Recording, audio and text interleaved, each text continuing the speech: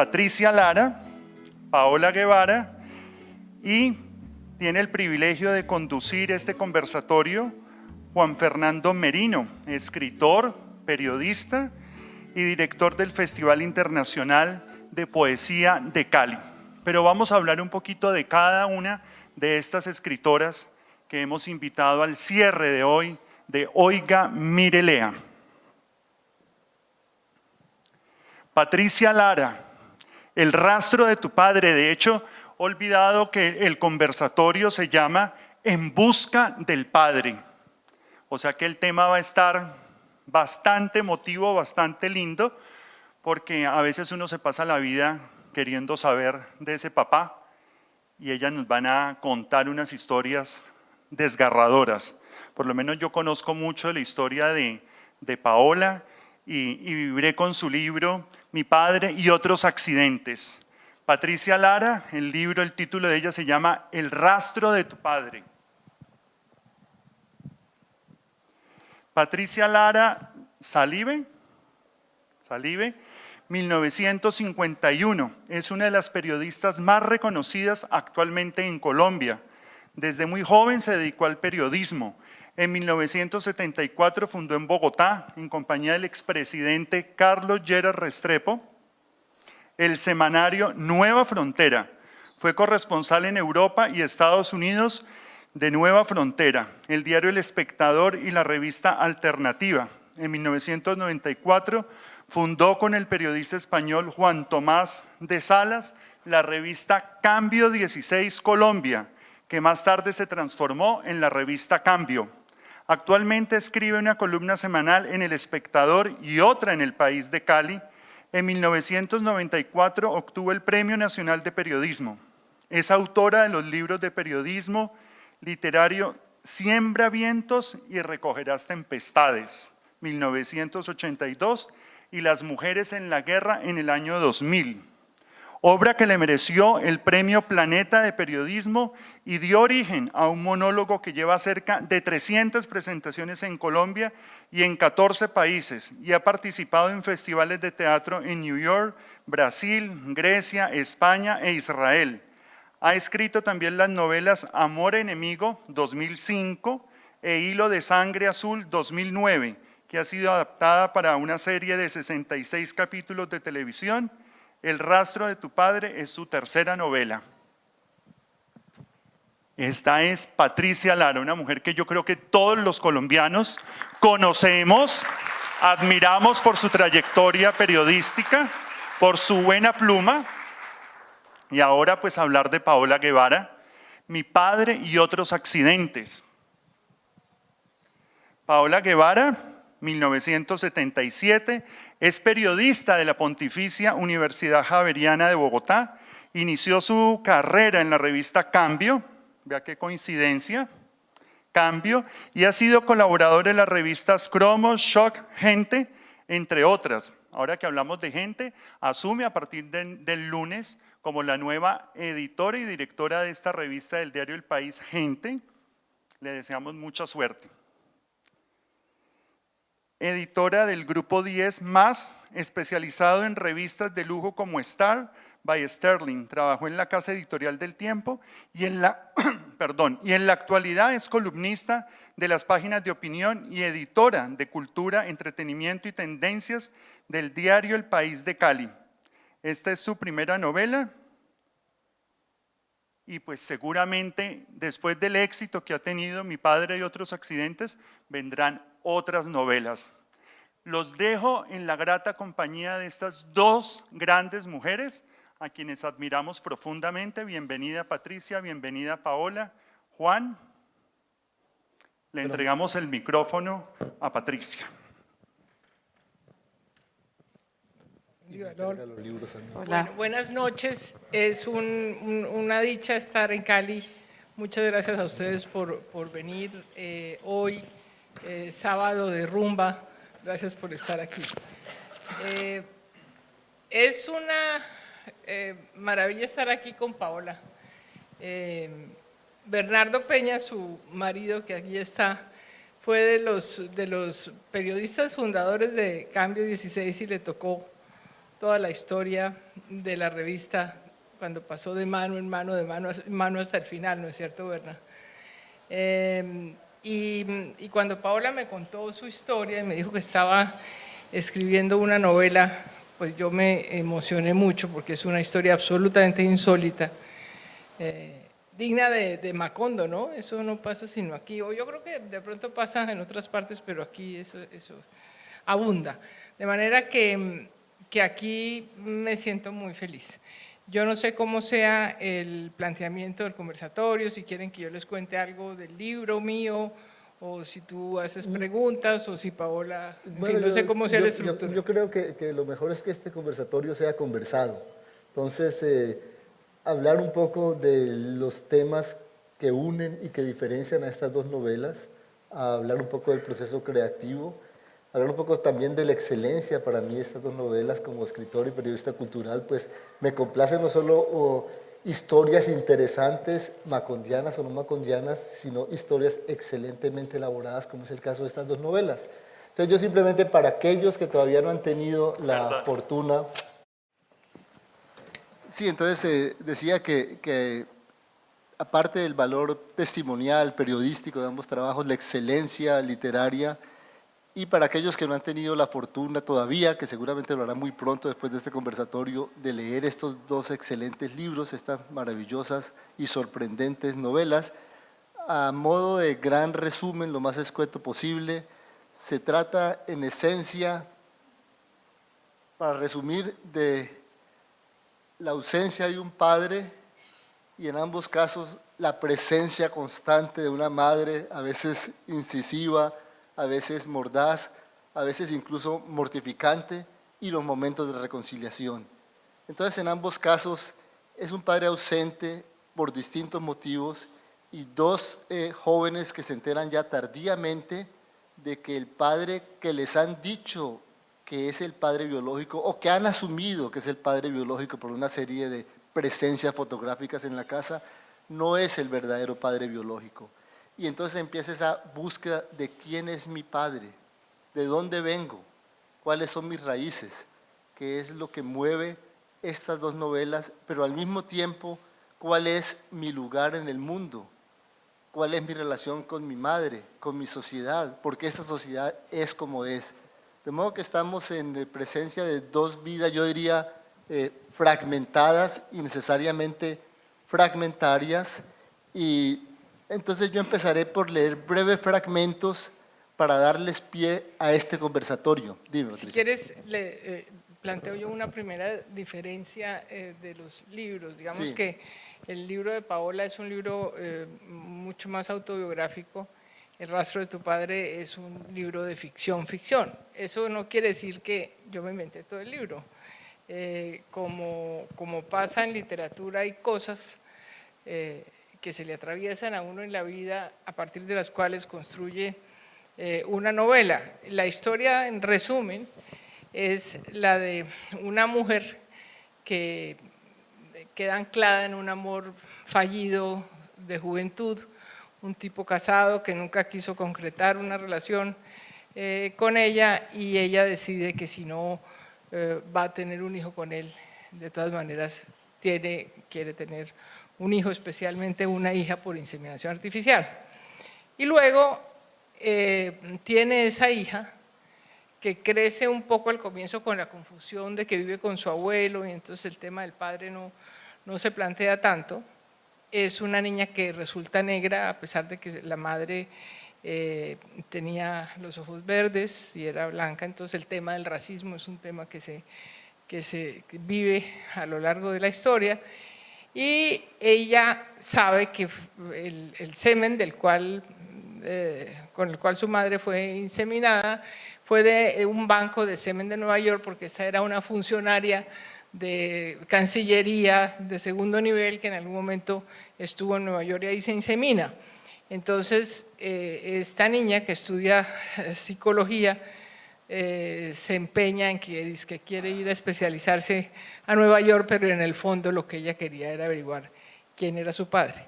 ¿De dónde me viene a mí esa idea? Pues alguna vez cuando estaba estudiando periodismo en Nueva York, en la Universidad de Columbia, yo leí una noticia en la que se decía que habían creado un banco de semen de premios Nobel.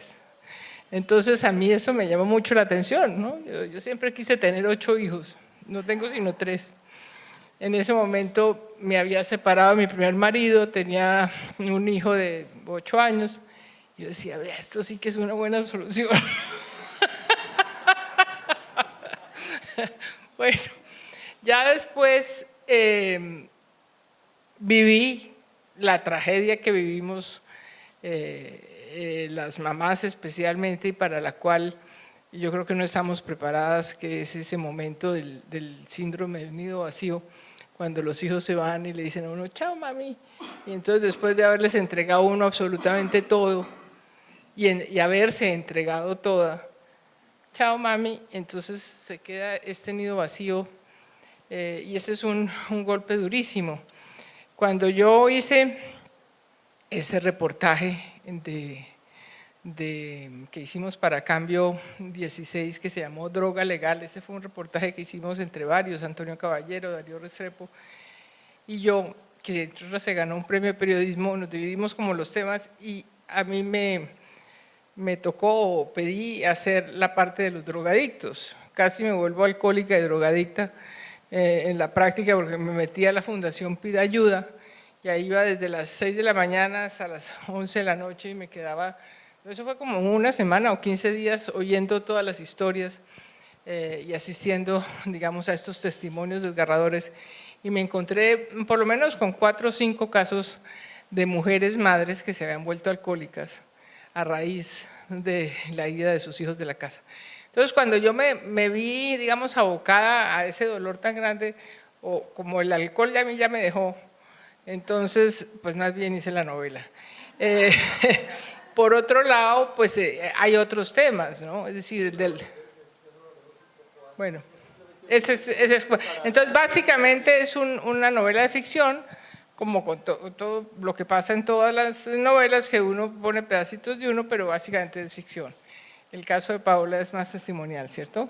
Sí, bueno, Mi padre y otros accidentes es una novela, pero está basada en un acontecimiento que me ocurrió un día.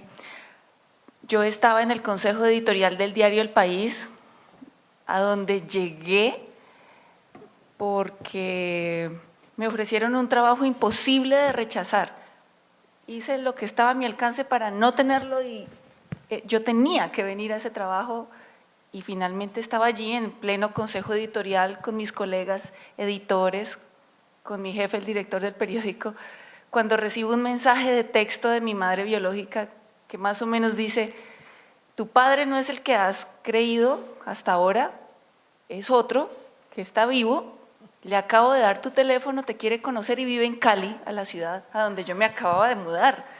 Entonces, pues es un momento de ruptura. Imagínense que ustedes están aquí en este conversatorio y reciben un mensaje de texto de su madre que les dice que toda su vida está basada sobre la mentira, y a los 34 años, uno ya con una profesión, uno casado y con un hijo, tiene que admitir que no sabe quién es uno y decir sobre qué principios está basado en mi vida, cómo pude llegar hasta aquí, quién soy, y tengo que empezar de cero a los 34 años. Entonces, ese detonante de mi vida real fue el motor que dio origen a mi padre y otros accidentes, porque además yo no me encontré un padre cualquiera, un oficinista gris, estándar, sino que este padre es un aventurero, un piloto, además la profesión, ¿no? Es un hombre, un viajero que recorrió el mundo, que sobrevivió más que las 7 vidas del gato,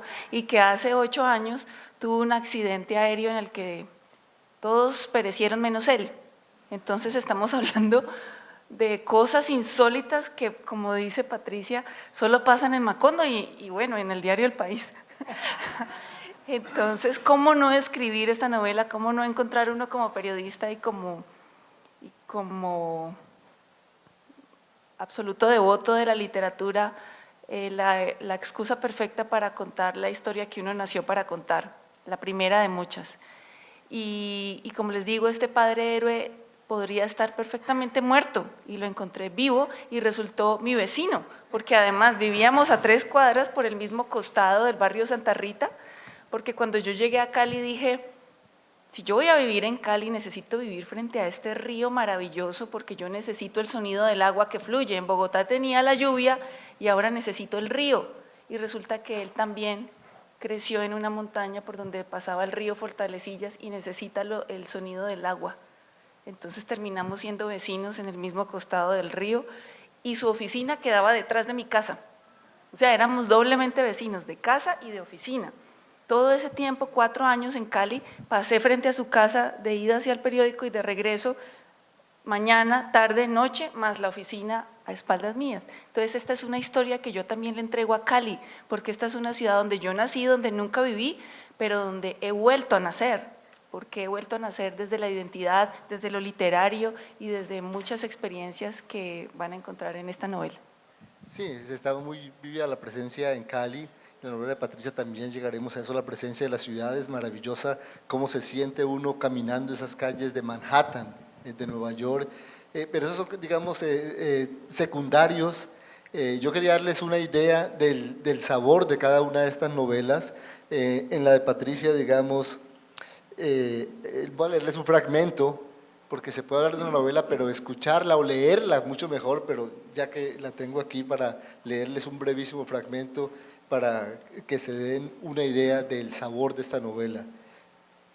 La niña está bien, dijo el pediatra después de examinarla. ¿Ya tiene nombre? Sí, Estrella.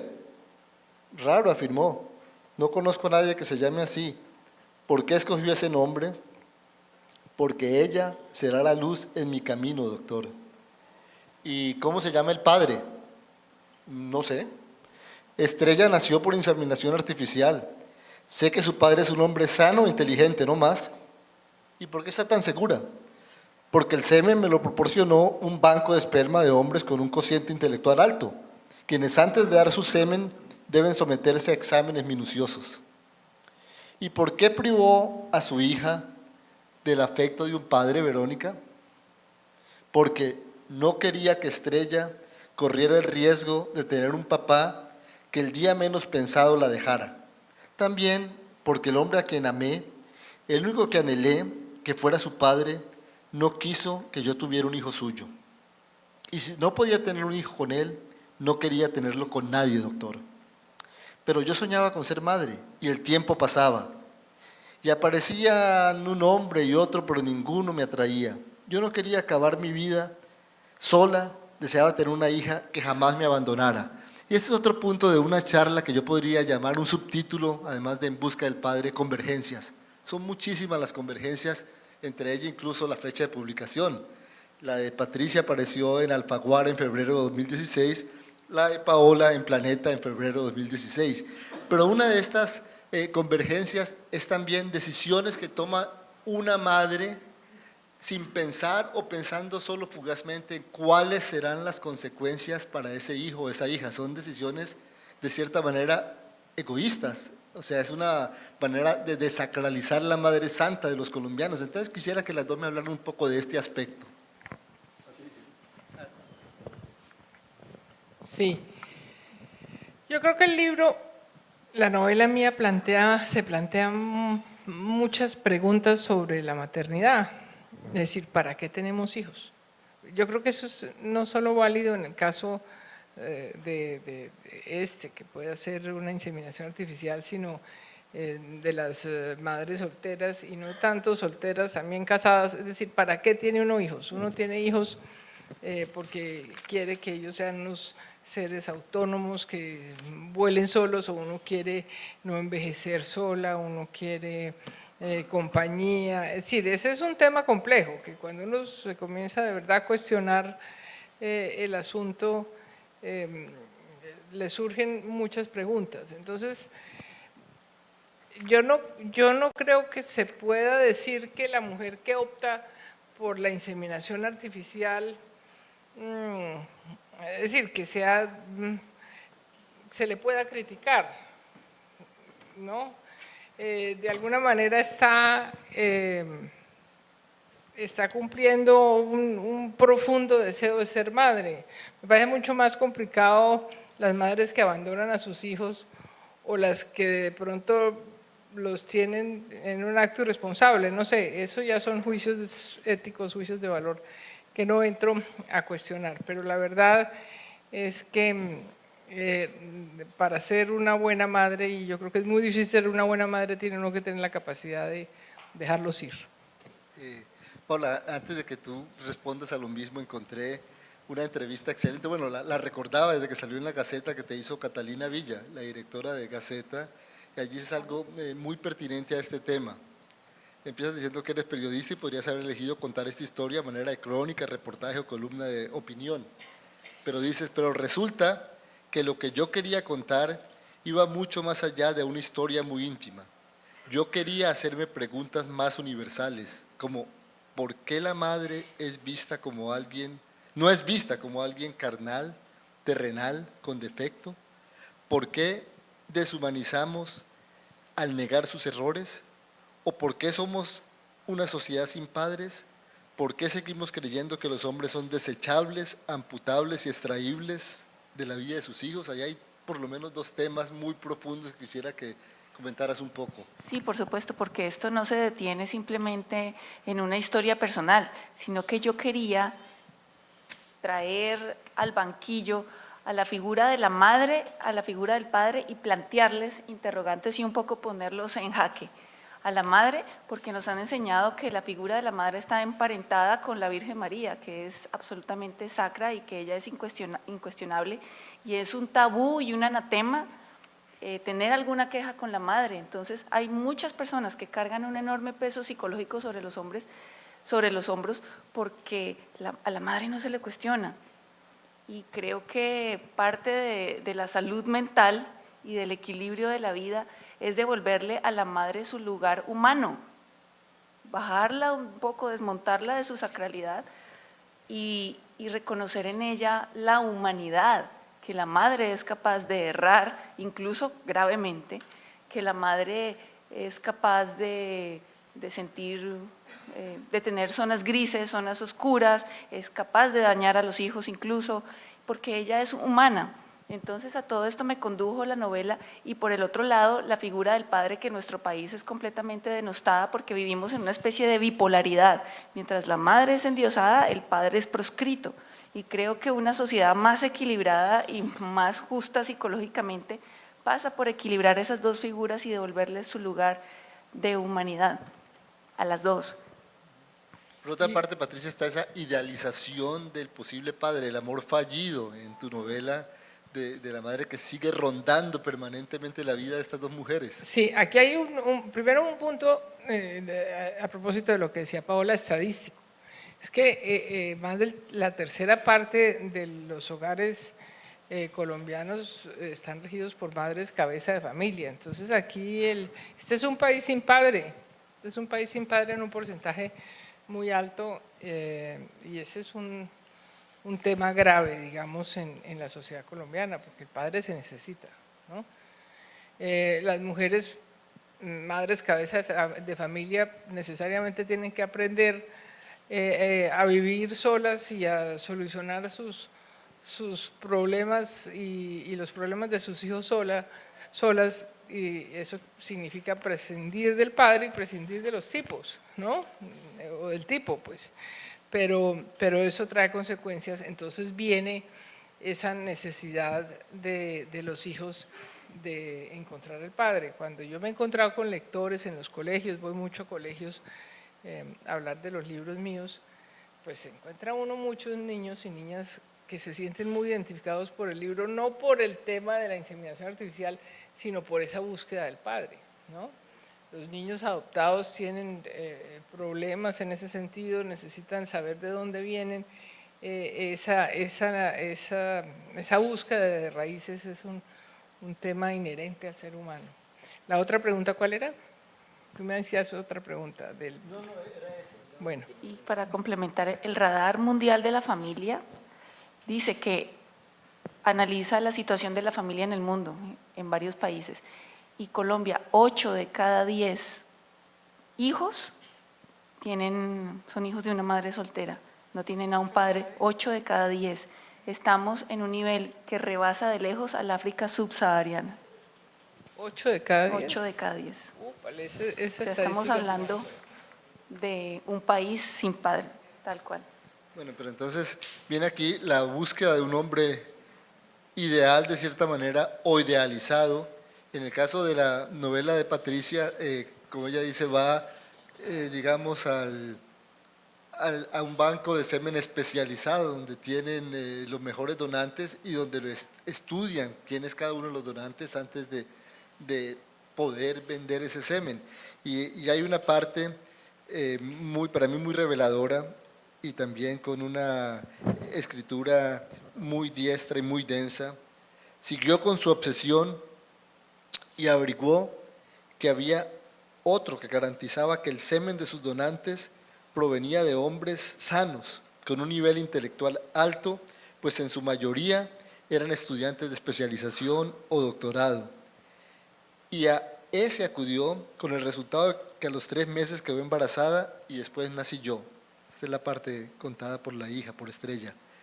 Pero, y aquí pasamos a otro tema importante de la novela, pero yo solo heredé los ojos de mamá y no saqué ningún rasgo árabe. La madre, como ha tenido este amante descendiente de árabes, soñaba con tener un hombre un hijo, preferiblemente una hija, con características similares, y por eso trató de buscar un semen que le concediera este deseo, como una lámpara mágica. Pero yo solo heredé los ojos de mamá y no saqué ningún rasgo árabe, como debería haberlo tenido si el semen de mi padre biológico hubiera sido el de un hombre de ese origen. Habrían equivocado la probeta donde estaba el esperma del donante. ¿Quién diablos era mi papá? ¿De dónde vengo? La pregunta fundamental. ¿Quién es mi padre? ¿Cómo es? Me habían atormentado toda la vida. Porque además a este tema de la búsqueda del padre se suma que la hija que deseó esta madre, inseminándose con un semen perfecto, todo lo que la ciencia podía aspirar, la hija nació negra en una sociedad donde hay tantas diferencias raciales. Entonces yo no diría que es un subtema, es un tema paralelo muy importante y me gustaría que hablaras también de ello. ¿Del tema racial? Sí. Sí, ese tema es muy importante.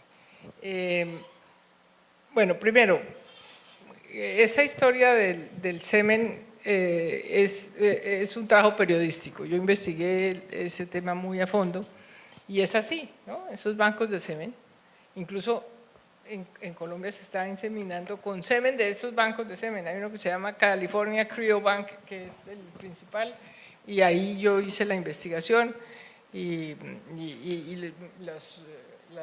digamos, alguna unidad de fertilidad que yo conozco, la del country concretamente, ya ellos dejaron de tener banco de semen, impiden el semen a este banco de semen y eso llega por FedEx, ¿no? Y uno se mete a la página web de California Cryobank y entonces, pues, es como un menú, ¿no? Digamos que hay un kit básico que si se pagan, no sé, $1.500 o algo así, entonces se tiene la información básica. Pero entonces tú escoges si quieres que sea semen de árabe, de latino, de blanco, de negro, de no sé qué. Y entonces ya se va sofisticando, ¿no? Si quieres que el señor tenga aptitudes para la música o que haya sido matemático o que, en fin, ahí pagan más, ¿no? $30 más. Si quieres saber más, entonces puedes tener acceso a fotografías del personaje cuando estaba niño, entonces pagas más. Si quieres saber más, puedes tener acceso a un texto escrito, manuscrito, como para hacer un examen grafológico, ¿no? Todo eso cuesta más, pero no es mucho más, es $30 más o $40 más por cada dato adicional. Y finalmente, pues haces como tu menú, ¿no? Yo quiero ojos verdes, árabe, ¿no? Generalmente son estudiantes universitarios y hacen los estudios genéticos muy a fondo. Digamos que casi que es más seguro eso que enamorarse uno de cualquiera que tenga una tara genética y uno no sabe, ¿no? Bueno. Y son estudiantes, y el semen vale más si es de doctorado o es de máster o es simplemente de, ¿verdad? No hacen exámenes de IQ, de inteligencia no hacen, pero sí se supone que el que llega a doctorado tiene un mayor nivel que el de máster y mayor nivel que el de pregrado.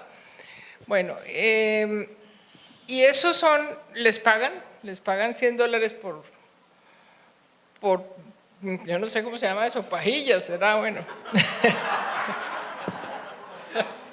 En el caso de las vacas del ganado son pajillas. Bueno. Y existe la posibilidad de que durante un año sean donantes permanentes, lo cual implica que dan semen 3 veces a la semana. Imagínate la probabilidad de tener hermanos. A mí me explicaba la doctora Claudia Borrero que normalmente es el 25% de inseminaciones, las mujeres quedan embarazadas. Entonces, digamos, eso daría como la posibilidad de tener 35 hijos al año un solo señor, si es donante permanente, ¿no? Entonces, eso genera toda una serie de preguntas, de cuestiones, pues, y de cuestiones legales y de cuestiones genéticas. Pero tú me decías algo que se me olvidó. No, porque se puede pedir semen a la medida, pero no Lo siempre el del resultado es a la racismo, medida, lo del ¿no? racismo, bueno. Por receta. Sí, lo del racismo. Eso era factible desde el punto de vista genético, que salte un gen, etcétera. Pero yo sí quería hacer una protesta muy grande contra el racismo. El racismo en este país, que nos las damos de que no existe, existe. Y existe a un nivel muy profundo de las sociedades. Y los niños que tienen rasgos, medio rasgos negros o mulatos, son discriminados por sus propios amiguitos de colegio. Entonces yo sí quería realmente plantear el tema, y el tema de la contradicción se le plantea incluso a la misma madre, aunque ella no tiene problemas con la raza negra, al contrario, se siente atraída por ella, de todas maneras se cuestiona cómo va a ser la adaptación de esta hija mía a la sociedad. En el Festival de Música de este año en Cartagena, asistí a una conferencia de la exministra de Cultura de Uribe, la doctora Moreno, y ella, que hacía como de panelista con 2 profesores de la Universidad de Harvard y Brooke McMaster. Entonces ella comenzó planteando cómo el tema de la inclusión era de verdad importante en la sociedad colombiana y había que trabajar mucho más para eso, y contó cómo muchas veces le cerraron en Cartagena la puerta en las narices de los restaurantes porque ella no podía entrar, como en el Hotel Santa Clara un cliente le acaba de decir: ¿acaso usted es masajista? O sea, aquí, o El Tiempo sacó una noticia en primera página diciendo que aquí en Cali había un negro que era gerente de un ingenio, de una empresa que es del alcalde, como gran cosa. Por favor, yo creo que yo sí quería introducir ese elemento de una manera muy premeditada. Bueno, y hablando de probabilidades, también está el caso de la historia de los padres de la protagonista de la novela de Paola, porque es una relación muy fugaz y sin embargo, por escasas que sean las probabilidades, la madre queda embarazada y el padre no se queda con esa niña, o la madre decide tenerla por su cuenta o que la críen los abuelos. Sí, entonces allí, en realidad en la novela nadie confía en la palabra de esa madre, porque ella ya ha dicho en varias ocasiones: tu padre es aquel, te mando a conocer a este otro, entonces no tiene credibilidad esta madre. Entonces hay que acudir a una prueba genética y hay que empezar a averiguar eso qué es, en qué ciudades se hace, en qué ciudades no. Y entonces uno descubre que solo se puede hacer una prueba en Medellín, en Bogotá y en Pereira, pero en Cali no. En Cali no, siendo la tercera ciudad del país. Entonces hay que practicarse la prueba en una clínica y también la mandan por correo a Bogotá, al Centro de Estudios Genéticos Emilio Yunis Turbay. a quien curiosamente yo entrevisté al comienzo de mi carrera. Entonces, es como pensar, el periodismo le abre a uno tantas oportunidades de conocer a tantas personas a las que uno admira, y yo entrevisté a Emilio Yunis, hice un nexo casi que de alma con él, y de repente ese entrevistado ahora tendría en mis manos desarrollar la prueba genética y entregar un resultado increíble. Entonces, sí recuerdo mucho, y en el libro lo plasmo, ese momento de llegar a la ventanilla, 2 adultos con el recibo de pago, porque hay que consignar primero. Entonces llega uno a la ventanilla de pago, queremos hacernos una prueba genética. Y la recepcionista dice, no, ustedes no se van a poder hacer esa prueba. ¿Pero por qué no, si pagamos? Sí, pero es que se les olvidó traer al menor de edad. ¿Dónde está el niño? ¿Por qué no lo trajeron? Entonces estaba pensando que este hombre y yo éramos marido y mujer, y no padre e hijo. Entonces ahí nos damos cuenta que no es muy común que 2 adultos se hagan una prueba genética. Esto suele, cuando la prueba genética se da, es con un niño de por medio, con un revólver en la cabeza del padre, con un abogado, intentando obtener el máximo provecho, y con una madre absolutamente furiosa que quiere presionar al hombre y sacar adelante a su hijo. Pero 2 personas que vayan libre, voluntariamente, a hacerse una prueba genética no es muy común en Colombia. Y entonces nos mandaron a un cuartico a hacer la prueba. Y este cuartico yo creí que era gris, aséptico, era un pinchazo de aguja, y resultó ser un cuarto de niños con lianas, con cojincitos, muñecas, carritos, bloques. Entonces yo dije, no, esto es algo exageradamente simbólico. ¿Cómo fue la prueba? ¿Con sangre? Sí, es una prueba de sangre, pero el espacio físico que nos asignaron, como las pruebas se le hacen, es a los niños. Entonces nos asignaron un cuarto de niños. Y recuerdo que el que luego sería mi padre me decía, mira la muñequita para que no te duela el pinchazo, mira la muñequita. Yo decía, no, yo no puedo mirar la muñequita, yo tengo que ver esto, tengo que grabarme esta habitación, porque esta es la recuperación de mi infancia como debió ser. Mi infancia debió ser entre carritos, muñecas, monos colgando de las lianas, paredes de selva. Ese es el momento de la recuperación de la infancia. Y entonces yo le dije, no puedo mirar la muñequita, tengo que ver mi vena. Y recuerdo mucho haber extendido el brazo y ver cómo esa aguja se acerca a esa vena. Y entonces me acuerdo que cuando tenía 2 años casi me deshidrato y no me encontraban las venas. Entonces contaba a mi abuela que las enfermeras me chuzaban por todos lados intentando encontrar las venas, y las venas se escondían, la vena esquiva, y me destrozaron los brazos. Y esta vez, a los 34 años, en esta prueba genética de esa vena, yo la describo, brotaba como una colina deseosa de ser hallada. Y me grabé el momento exacto en que la aguja entró, en que la sangre salió, el instante de los instantes, el momento de los momentos, la sangre de la sangre. Y entonces descubrí que todo lo que siempre, las dudas que siempre tuve, todo lo que siempre yo busqué sobre el Padre, nunca estuvo afuera. Todo este tiempo caminó conmigo, fue a la universidad conmigo, estaba escrito en mi sangre. Incluso en algún momento la novela se llamó Escrito en la sangre. Y hoy en día es impresionante cómo yo creí que contaba mi historia y terminé contando la historia de millones de personas. Hay personas que me llaman, una lectora me escribió desde Nueva York que me hizo llorar y me dijo, yo encontré a mi padre pero lo encontré muerto. Entonces leí su libro imaginándome que no le pasó a usted, que esto me pasó a mí y que su padre no es suyo, sino mío, que tú no eres tú, sino que es a mí a quien le pasó. Y yo lloro con las cosas que me escribe la gente me confiesa que no le ha contado a su hijo quién es su padre, que perdió a un bebé, que su hija la odia y que si yo creo, incluso me han llamado al periódico a preguntarme si yo creo que su hija la puede perdonar. Entonces, he tenido que desarrollar una beta de psicóloga que no sabía que tenía. Ahora, un amigo mío, un gran amigo estadístico, me dijo un día que no recuerdo si era el 20 o 25% de los hijos, o sea, de las madres reconocían que ese hijo no era hijo del el marido. Señor, por eso en la Entonces, novela ese yo es un digo, porcentaje muy alto. yo digo que todo hijo sin prueba genética es un dogma de fe.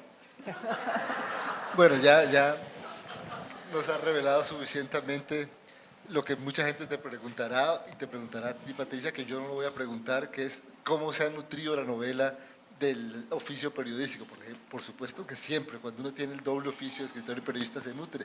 Pero sí, quisiera recalcar un poquito en el libro de Patricia, también la respiración poética del libro. Se siente allí una poesía en ciernes o una futura poeta en ciernes, que ojalá te invitemos pronto al Festival de Poesía de Cali. No, a mi hija es la poeta. También, a las Esa dos sí están es invitadas poeta. para el próximo año. Bueno, de hecho sería un bonito título para un poemario, La Vena Esquiva, ¿no? Entonces, justamente tenía aquí subrayado no, sombreado en amarilla la parte donde van a hacer el informe de los estudios de paternidad e identificación con base en el análisis de marcadores STM a partir de ADN. Qué cosa menos poética, ¿no? Y sin embargo, lo resuelves con un párrafo de los que a mí más me gustó de la novela, que es un homenaje a la ciencia y a las letras. Era un acto de magia lo que contemplábamos. La ciencia capaz de revelar nuestra receta personal y traducir las verdades más profundas de nuestra existencia en 29 letras y 10 números, de cuyas sutiles variaciones está hecha la diversidad de los seres, igual que la literatura, igual que las matemáticas, pues sin importar el campo del conocimiento, el ser humano sueña conocerse, encontrarse. Todo avance está construido sobre nuestra duda más poderosa, quiénes somos y de dónde venimos, que al final de cuentas es la esencia de las dos novelas, ¿verdad, Patricia? Esa es la esencia, pero hay un tema que me parece fascinante de la novela de Paola, que es el tema del azar, ¿no? Es impresionante, el tema del azar te rodea por todos lados, ¿no? Yo creo que a todos nos rodea, pero es que esto sí es absolutamente asombroso. Y no sé si será un tributo consciente o no consciente, para mí uno de mis cuentos largos favoritos de la literatura, Wakefield, que luego el gran escritor norteamericano L. Doctorow, que murió hace poco, el autor de Ragtime, le hizo una versión moderna, un tributo a este Wakefield original, que es la historia de un hombre que un día resuelve no volver a casa, alquilar un cuarto muy cerca de la casa de su familia y desde su ventana contemplar el diario discurrir de sus vecinos, de su familia y quedarse allí. En el caso tuyo es casi como un anti-Wakefield, porque aquel padre vivía a 6 cuadras, entonces es algo realmente, no sé si conoces el cuento o no, si es un homenaje velado o es una simple coincidencia más. Sí, todo está lleno de coincidencias, pero creo que también la magia está en los lentes con que uno observe la realidad, porque yo creo que cosas asombrosas nos pasan a todos, pero no siempre las vemos con el lente de la magia. Entonces, esta no es solo una novela sobre unos hechos, porque eso podría ser una crónica o un reportaje, sino un elogio a la mirada, porque uno puede concebir esta historia como un drama que le destroce la vida y lo hunda en la miseria, o puede verla, elegir verla como una gran oportunidad para escribir una relación padre-hija desde cero, con página en blanco, y ver la magia en esos códigos genéticos que son solo números y letras, y ver la magia de los encuentros y la magia de las coincidencias, y decidir no elegir el odio, sino apostar por la construcción de las redes y los tejidos. Por eso, padre e hija se sientan durante unos meses, él le cuenta una historia y ella le cuenta otro. Él le cuenta qué fue de su vida en esos años y luego ella. Y así van tejiendo una red de historias, porque todo el mundo está muy aburrido de escuchar las historias de los papás. Allí viene otra vez mi papá con las mismas historias, no deja de contar aquel día en que encontró a mi mamá, y resulta que esas son nuestras historias fundacionales. Así como para el Valle del Cauca, María es una historia fundacional. Las historias de nuestros padres son fundacionales de nuestra psiquis, y de nuestra solidez emocional y de nuestra visión de la vida. Entonces también es un libro de rescate de las historias familiares como fuente que constituye la literatura que somos, porque no es lo que somos y lo que nos pase, sino cómo nos contamos a nosotros mismos. También la idea que tenemos de nosotros mismos y del mundo y de lo que nos acontece es literaria, es una construcción y puedes elegir verlo con destrucción o con magia. Sí, yo no me resisto las ganas de hacer una pregunta, Paola, que es, ¿cómo es la relación con esa madre después de publicado el libro? Bueno, es que el libro me forzó a algo que yo no creí posible, que era el perdón. Porque cuando está la madre que se equivocó de una forma tan radical, pues eso no tiene perdón. Pero al tener que convertirla en un personaje para la novela, a un personaje, si quieres escribirlo, lo tienes que amar. Y no me refiero al amor sentimental ni al amor romántico, sino si tú quieres contar la historia de Drácula, tienes que empezar por admirar la forma maravillosa en que succiona la sangre. Y tienes que empezar a admirar el tamaño descomunal de sus colmillos y la forma elegante en que el conde se viste, ¿no? Porque Drácula también es elegante. Y también entender que su mujer se suicidó creyendo que él estaba muerto y que esa es la fuente de su pelea con Dios, la pérdida del amor de la mujer amada. Y tienes que entender sobre Drácula, si quieres contarlo con justicia, verdad y belleza, que él tenía que ser absolutamente nefasto, lo llamaban el gran empalizador, porque tenía que llegar él creyó que tenía que llegar a un nivel de horror tan grande que sus amigos se replegaran para evitar así una confrontación mayor, una guerra mayor. Entonces, para contar a Drácula tienes que aprender incluso a admirar lo imposible de admirar, y no me refiero a admirar moralmente, sino literariamente. Entonces, esta madre, para poderla contar, yo tuve que verla como un cubo de Rubik. ¿Se acuerdan el cubo que uno arma y desarma? Si uno la odia es porque uno está fijándose en la fichita roja, pero yo tuve que girarla, desarmarla, armar una cara, armarlas todas, volverlas a desarmar, y en ese proceso me di cuenta que esa enorme capacidad que ella tiene para mentir es absolutamente extraordinaria para la literatura. O sea, yo creo que ella es una escritora que nunca escribió una novela, la escribió en la vida diaria y yo soy su personaje, que es una mujer bella, seductora, que engañaba a todos los hombres, y entonces eso indica que ella tiene habilidades verbales, habilidades histriónicas, encantamiento, belleza. Entonces hoy en día, reconciliada ya con mi figura materna, cada vez que tengo una entrevista con un personaje dificilísimo, yo hago, genes de mi madre, los invoco, vengan a mí, yo sé que están adentro, vamos a conquistar a ese entrevistado para que nos cuente todo lo que no quiere contar. O si tengo que hablar para el público, como me pasó en Exposer ante 1100 personas este fin de semana, que estaba Ismael Cala y estaba Fernando Sabater y yo era una anónima entre ellos. Entonces yo, genes de mi madre, los invoco, necesito tu carisma, madre, para poder hablarle a esta gente. Entonces la novela me condujo no solo a un perdón, sino a una admiración y a una capacidad para abrazar mis genes. Yo los abrazo mis genes y los convoco y los invoco. Entonces creo que qué mayor ejercicio de reconciliación y de perdón que ese.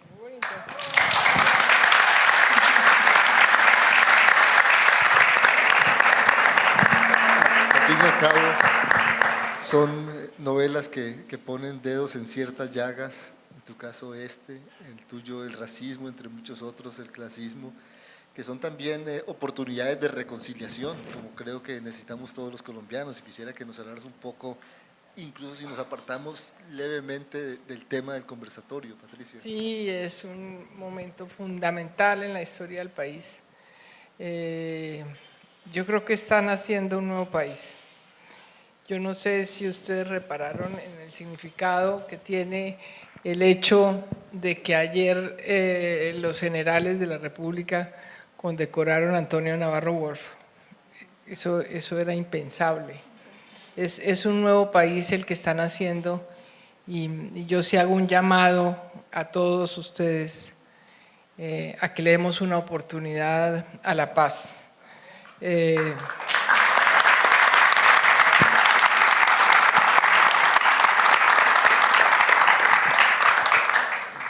Les voy a contar la experiencia que he vivido en estos días en que estoy metida de patas y manos 24 horas en la campaña por el sí.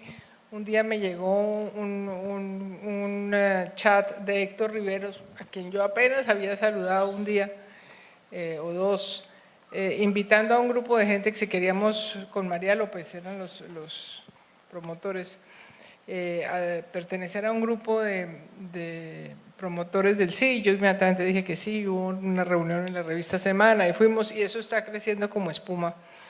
Pero estamos haciendo trabajo en todas partes. Hoy estuvo Héctor en Sasaima, ya tengo yo una finca y yo no podía ir, pero bueno, organicé para que fuera. Y también es lo mismo que me pasó en el aeropuerto El Dorado viniendo para Cali hoy.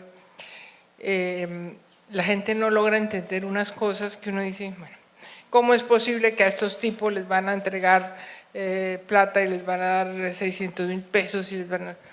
O sea, yo creo que tenemos que sentarnos a mirar primero el pasado y segundo lo que significa este presente y lo que significa como un futuro. Un preso le cuesta 2 millones de pesos, 2 millones de pesos al Estado mantenerlo. En el gobierno de Uribe les dieron a los desmovilizados 600 y pico mil pesos, menos de lo que les van a dar ahora por un tiempo mientras se adaptan a una nueva sociedad, que a pesos de hoy pues es muchísimo más, equivale como a 1 millón, 1 millón y pico. Les dieron 2 millones de pesos, 8 millones de pesos a los que quisieran hacer un proyecto productivo, y esto me consta a mí porque yo entrevisté muchos desmovilizados para la novela Amor Enemigo, que fue mi primera novela, y pues les daban 8 millones de pesos de plata de esa época, y ahora es lo mismo, o sea que es mucho menos.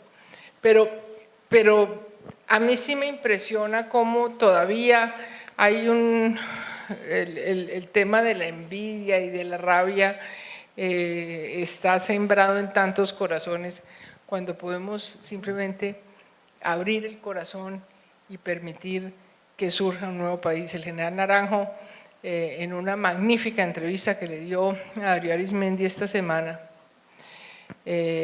dijo que él se había encontrado en algún documento de Naciones Unidas con una frase que repetían en una tribu del centro de África, que si cambiaba la música, cambiaba el baile. Y yo creo que si cambiamos la música de la guerra, nacerá y están haciendo una Colombia maravillosa. Yo sí les hago un llamado a todos ustedes a que cada uno de nosotros se vuelva… Muchas gracias, Patricia. Se vuelva de aquí al 2 de octubre un militante de la causa de la paz y que nos propongamos conquistar por lo menos 5 personas cada día. Sí, volviendo al tema de los libros, sin apartarnos del tema de la reconciliación, en una parte que está en la solapa de la novela, muy diciente de la novela de Paola, cuando se acaba de enterar por el mensaje de texto, porque además esta es una novela rabiosamente contemporánea en la época de las redes sociales, en que se comunica todo por mensaje de texto, por WhatsApp, lo que sea, pero dice, por supuesto, cabía la opción de ignorar la existencia de Fernando Lince, la madre le acaba de decir que se llama así y que vive en el mismo barrio y que quiere hablar con ella en unos minutos, y seguir adelante con mi vida, pero mientras Alma, la madre, siguiera siendo dueña del secreto sobre mi origen, tendría también el poder de sacudir mis cimientos a su antojo, incluso a distancia, como acababa de hacerlo con un simple mensaje de texto. Su enfermiza manera de relacionarse conmigo era manipular este secreto, y si lograba derrotárselo, ya no tendría poder sobre mí. El inicio de la novela es una serie de quejas sobre la madre, su manipulación, etcétera, y sin embargo también al final logra una reconciliación. Sí, surge, como dice Patricia, estos libros y tantos otros en torno a la familia, en un momento muy especial del país en el que estamos hablando de paz y reconciliación, y resulta que el proceso de paz más importante, quizás el más importante que tenemos que adelantar, está al interior de las familias, porque allí es donde se gestan las heridas más profundas del alma y las primeras. la herida entre padres e hijos, entre hermanos, entre esposos. Allí hay unos retos y unos procesos de paz en pequeñito que no podemos descuidar y que tenemos que abocar, porque estamos llamados a pasar del odio a una nueva reconfiguración de nuestra realidad personal, familiar, social. Y es un reto del que nadie se puede escapar, porque es muy fácil ver el problema como algo que ocurre afuera, con algunas personas, y dividir el mundo entre malos y buenos con ese maniqueísmo, ¿no? Obviamente el bueno soy yo, el malo siempre será el otro, el acertado siempre soy yo, el equivocado es el otro. Y eso te da el aval para matar a la otra mitad de la humanidad. Yo quisiera recordar una frase que a mí me marcó, de un personaje de mi libro Mujeres en la Guerra, que es Dora Margarita, una mujer que fue guerrillera del ELN en la época de la fundación del ELN y le tocaron todos esos horrores. Se pasa al M-19, se aburre de la guerra, ni siquiera entra en la amnistía, sino que se aburre antes. Entonces ella cuenta cómo en la época de esos combates violentos de Pizarro, que a ustedes les tocaron tan cerca, porque Pizarro, como hijo de almirante, creía en la guerra de posiciones, entonces la guerra era, pero de verdad, de ejércitos, y eso se moría mucha gente. Ella estaba cuidando a un soldado que estaba secuestrado y llevaba como un mes cuidando al soldado o más, y se había hecho muy cercana al soldado, no que hubiera surgido una relación de pareja, sino se habían hecho muy amigos. Entonces ella vio, habían tenido un combate muy encarnizado que había ganado el M-19 en ese momento, y ella vio que de un monte, creo que en el Cauca o algo así, de un monte bajaban una fila de cadáveres de soldados y de heridos que los bajaban. Y entonces pensó, si antes de comenzar a matarnos tuviéramos la capacidad de conversar y de ver al ser humano que hay enfrente, pararíamos la guerra y cambiaríamos el país. Y yo creo que, retomando lo que dice Paola, eso se aplica a todas las guerras, comenzando por las guerras del hogar y las guerras de la familia y las guerras de la pareja. El amor de alguna manera se parece a la guerra. Si uno logra entender el punto de vista del otro, los conflictos se desactivan. Hay una película preciosa que se llama Una separación. Yo la vi, es de un director muy famoso iraní que ganó, no me acuerdo el nombre, que ganó un festival en Berlín de cine. ¿Es Kiarostami? Yo no me acuerdo cómo se llama, pero es la historia de una pareja que tiene un conflicto de pareja y es el conflicto visto desde todos los puntos de vista. Es una pareja que ha soñado con irse de Irán, creo que era el país, toda la vida, y finalmente le conceden la visa de Estados Unidos, y en ese momento ya el señor no quiere irse porque el papá tiene Alzheimer y eso implica dejarlo, y la mujer sí, y entonces ahí viene el conflicto. Y ve uno ese conflicto desde todos los puntos de vista y llega a la conclusión de que cada uno desde su punto de vista tiene razón. Entonces yo creo que ese es como el punto, si uno logra entender el punto de vista de los otros y ponerse en el pellejo de los otros, comienza a construir la paz en el país, pero ante todo en su propia casa. Bueno, ya llegando hacia el final, como un pequeño paréntesis, yo creo que hay esperanza también por el final de la guerra y el comienzo de la poesía, porque hace poco conocí al sobrino del guerrillero Pizarro y al nieto del almirante Pizarro. ¿A Jerónimo? A Jerónimo, y es el mayor especialista en el mundo de Fernando Pessoa. Entonces, démosle la Poeta oportunidad a la favorito. paz, démosle la oportunidad a la poesía. Y yo lo Paola? conozco muy bien a Jerónimo porque él fue profesor de mi hija María en los Andes, realmente la distingue mucho. Y Pessoa, Jerónimo es el gran traductor de Pessoa, ha escrito muchísimos libros sobre Pessoa, es PhD en literatura de la Universidad de Harvard, y pues realmente, o el caso de Navarro, uno ve a Navarro, que fue un tipo tan proscrito como me imagino que sea ahora cualquiera de estos, Losada, Pastor Alape, y es un tipo que le cambió la música, ¿sí? Y miren lo que se convirtió. Ustedes recuerdan que Navarro fue elegido como el mejor alcalde del país por un jurado en el que estaba Enrique Santos Castillo, los empresarios más, ¿no? Entonces, yo creo que démosle una oportunidad a los seres humanos de mostrar su lado bueno, porque todos somos buenos y malos a la vez.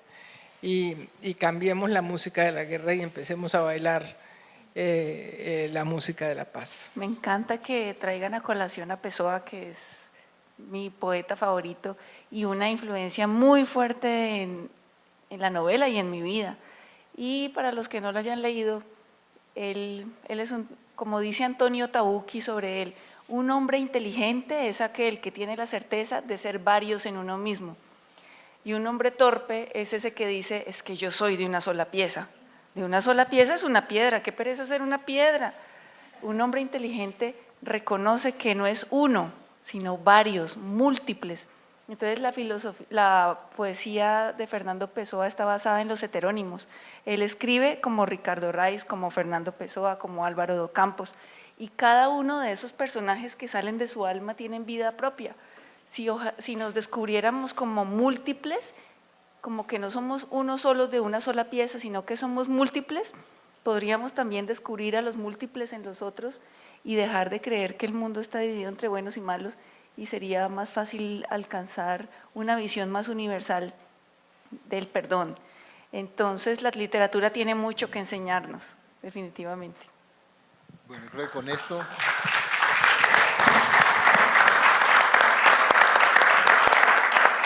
ya podemos abrir a preguntas, comentarios de los asistentes.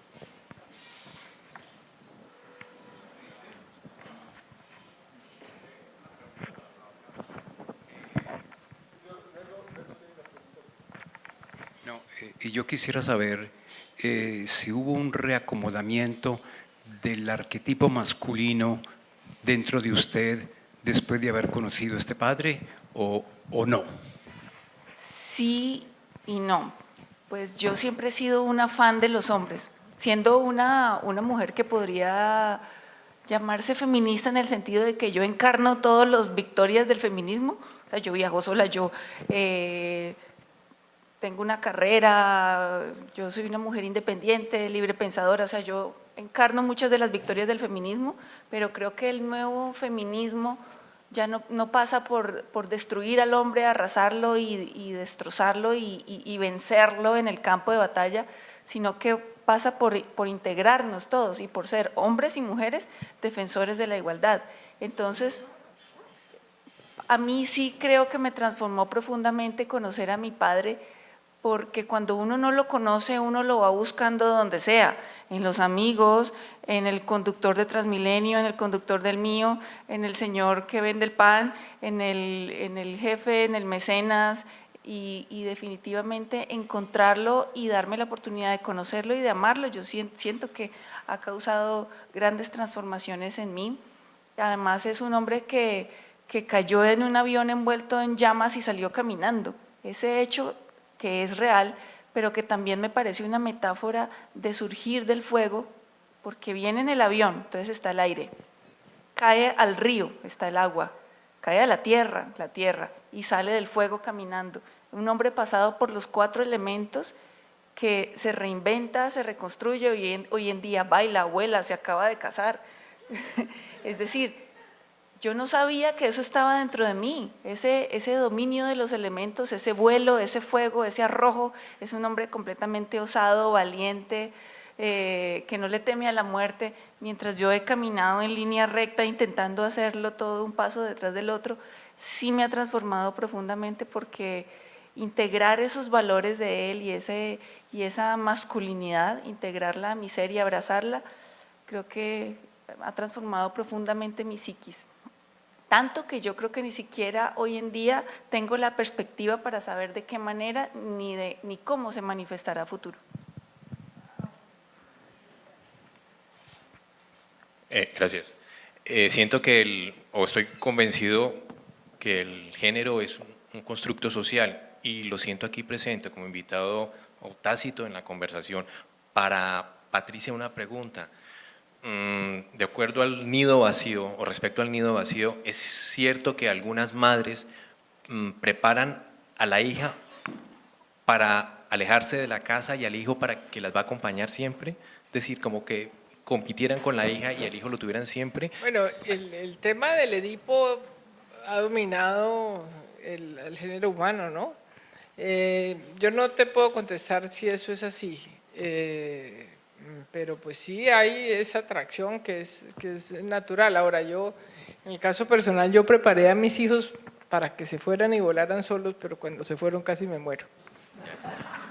Para Paola, gracias. Es difícil para los hombres comunicarse o contar historias. Hay personas, hay caballeros, muchachos que se han comunicado y han dicho, tengo el mismo problema, no puedo contarlo, tengo dificultad. Ustedes, las mujeres, son más generosas. Y una última pregunta para las dos, perdón. ¿Por qué las niñas o las adolescentes, y lo leo desde la docencia, están buscando un perfil, un prototipo de novio un poquitico rufián? No sé si están buscando, quieren encontrar a un papá allí o tiene algo que ver las series de televisión, las novelas. Gracias. Bueno, la primera pregunta es sobre si los hombres, pues me gusta mucho esta pregunta porque mi editor me dijo, tu libro lo van a leer las mujeres porque es un tema de la mamá, Rosa. Bueno, yo dije, no puede ser que los hombres, que yo los quiero tanto, no me vayan a leer. Pues no, los hombres han sido, yo creo que los lectores más ávidos, más interesados, más que más han interactuado conmigo a través de esta novela porque allí están presentes. Este es un libro también para la figura del padre, enaltecerla o devolverla a su lugar de honra. Entonces los hombres me escriben diciendo, tengo 2 hijas, menos mal no las abandoné porque después de saber lo que la ausencia del padre causó en usted, hoy en día digo, ninguna mujer me va a arrebatar el espacio que tengo en la vida de mis hijas. Los hombres se han abierto de una manera y expresan con tanta belleza y con tanta sensibilidad momentos de su alma tan especiales que yo me he sentido feliz de poder tener esa comunicación que para mí siempre ha sido natural porque siento que los comprendo mucho, pero a través de la novela ese lazo se ha perfeccionado y se ha ampliado. Y sobre el modelo de hombre de las mujeres, yo creo que ahí depende. Por ejemplo, a mí me gustan los hombres buenos. Nunca he ni atraído ni buscado a los malvados. Entonces, no sé si en parte fue por el hecho de no tener padre, porque cuando uno no tiene padre, como digo en el epígrafe de mi novela, digo, los niños nunca tienen los padres con los que sueñan, solo los niños sin padres tienen padres de ensueños. A lo mejor como yo no tuve un padre con defectos, sino un padre que no existía, yo le atribuía a ese ideal de padre todo el valor, toda la justicia, todo el amor, toda la rectitud que mi mente infantil quería proyectar. Entonces yo sí tuve un padre perfecto porque no tuve padre. Entonces a lo mejor cuando ya crecí y empecé a buscar hombres, busqué hombres que se ajustaran a esa visión ideal de los hombres y terminaron encajando. Y los que no, subían escalones para poder estar a la altura de lo que yo buscaba. Entonces creo que mucho de lo que son los hombres tiene que ver con la expectativa que tengan las mujeres sobre ellos. Si uno tiene altísimas expectativas sobre los hombres, ellos no se bajan. Sí, no, la humanidad funciona así, es decir, el primer amor de las niñas es su padre y de los niños su madre. Es ya el proceso de maduración que se da esa ruptura y ahí es cuando se madura realmente. Para un país sin padre como este, y esa estadística de Paola es impresionante. Yo estaba en la tercera parte de hogares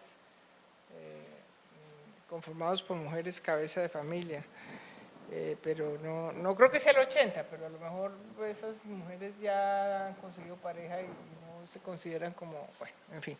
Pero en todo caso es un país con un porcentaje altísimo de hogares sin padre.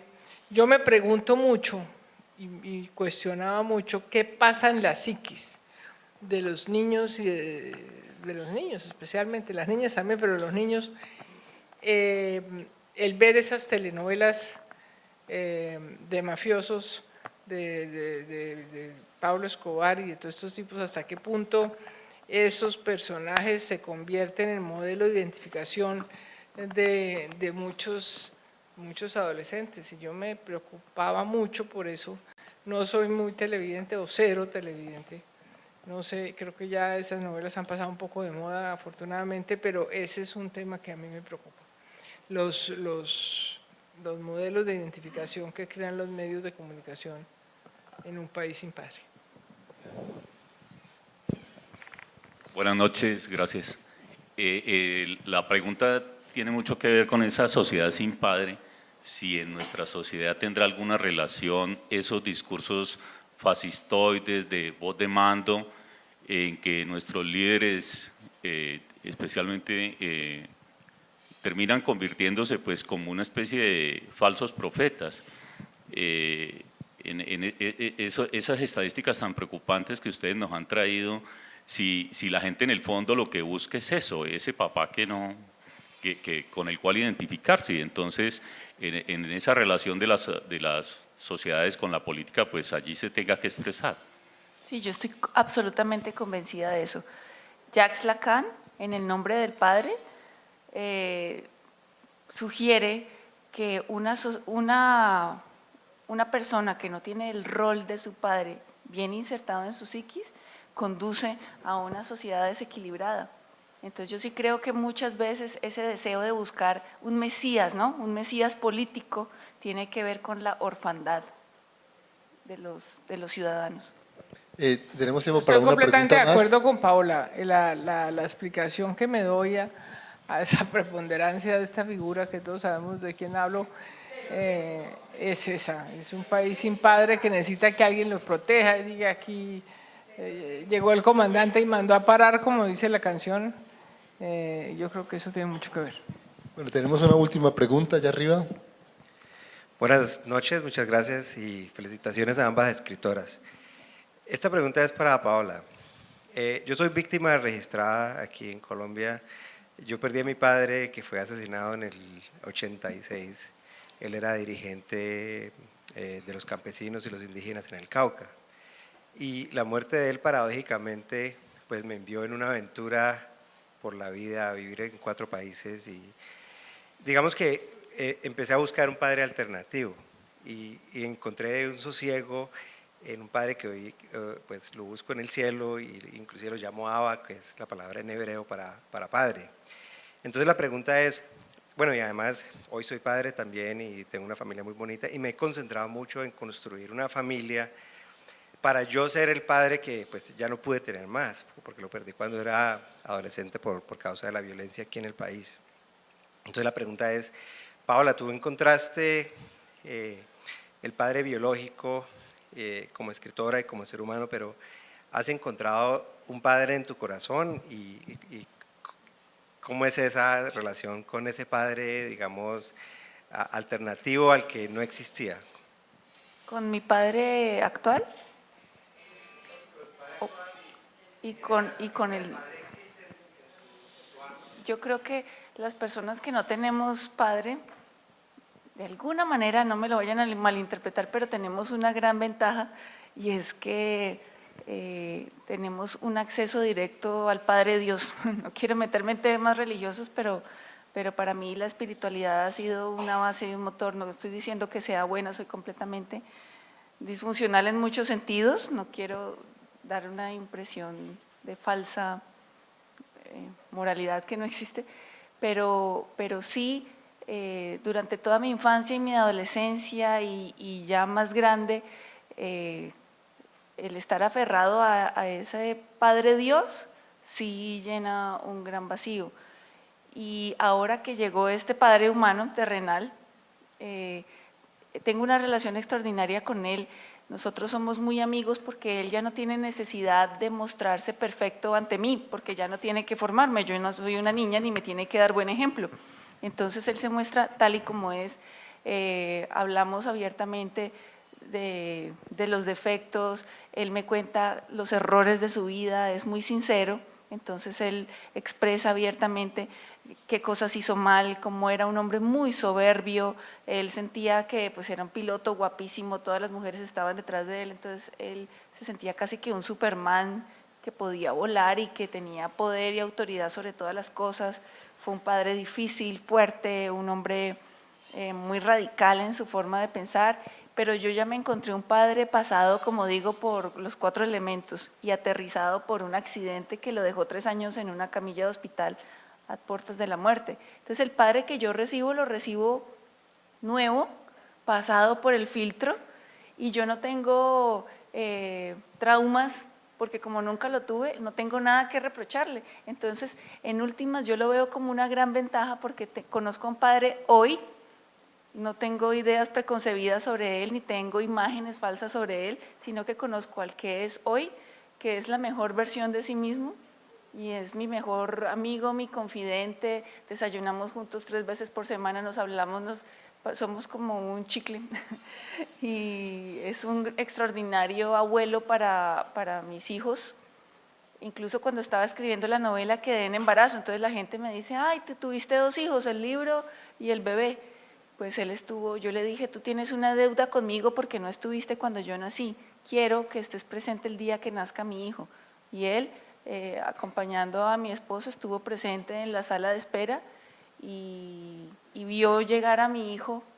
Entonces, siempre es posible reescribir la vida y lo que no tengas, reinventártelo. Patricia, ¿quieres decir unas palabras finales? ¿Quieres decir algo más, Patricia? ¿Quieres decir algo más antes de despedirnos? Sí, bueno, primero mi gratitud a ustedes por estar aquí hoy, mis felicitaciones a Paola por esa novela testimonial tan fascinante, por esa sinceridad y por esa pasión y honestidad con que cuentas tu historia. Bueno, muchas gracias y muchas gracias a ti por esa presentación generosa y ojalá se interesen en adquirir los libros y en leerlos. Ahí están en la puerta. Gracias por estar aquí. Y al llegar al final de esta sesión y al llegar al final de estos 10 días maravillosos de Oiga, Mire, Lea, en nombre, yo creo que de todos los autores que han asistido, en nombre de los presentadores, en nombre de los asistentes, yo quiero dar las gracias a la Biblioteca Departamental, al director del festival, Pepe Zuleta, a sus colaboradores, a James, a Andrés Bastos, Juan Carlos Uribe y a todos los demás.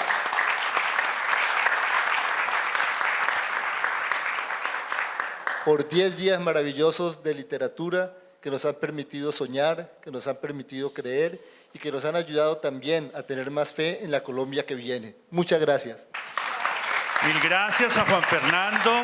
De nuevo, en nombre de la Biblioteca Departamental, agradecerle a Patricia, a Paola, habernos compartido estas historias de vida.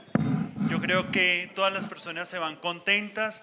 Hoy bajamos el telón de esta segunda versión de Oiga, Mire, Lea al comité gestor. Mil gracias en nombre de la directora de la Biblioteca Departamental, Jorge Garcés Borrero, que se excusó de no poder estar en esta noche porque ya tenía otro compromiso agendado con la señora gobernadora, pero me pidió el favor que a las personas que vinieran del comité y al público, 1000 gracias por habernos acompañado durante estos 10 días de Oiga, Mire, Lea. A Paola, que siga pues con su novela siendo un boom. Esa novela yo me la viví, me la disfruté, me la había podido leer un fin de semana, pero me demoré 3 meses y como la conozco y somos amigos, la llamaba en momentos importantes porque no me imaginaba una Paola salida de sí. Entonces los invito a que compren las novelas de Patricia y de Paola, que son bellísimas y además pues eso lo enriquece a uno mucho. Que tengan un muy feliz fin de semana, Dios los bendiga y gracias.